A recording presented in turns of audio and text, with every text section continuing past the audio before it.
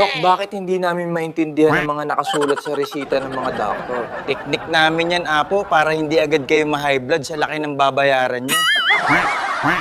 Kaya pala, Dok, lalo lumalala ang sakit ko sa tuwing bibiling ko na ang gamot na resita nyo. Style din yan namin, Apo, para mabilis ang balik mo sa akin para magpa-check up ulit. Dok, nung nagpa-check up ako nakaraan dahil sa sakit ng tiyan, bakit sakit sa ulo ang niresita sa akin? Para hindi na po sumakit ulo mo dahil sa sobrang mahal ng gamot na bibilhin mo. Ano naman, Dok, ang epektibong paraan para laging magmukhang bata? Araw-arawin ang pagkain ng taba at lechon. Sigurado hindi ka natatanda pag nasa langit ka na. Dok, lagi na lang sumasakit ang rayuma ko. Paano po mawawala ang sobrang sakit nito?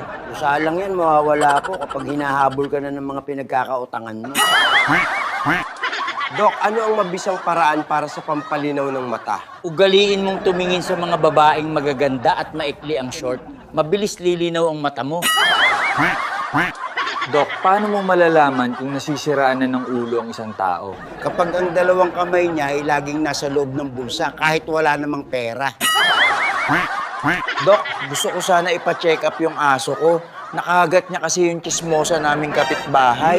Dapat nga, Apo, magpasalamat ka sa aso mo.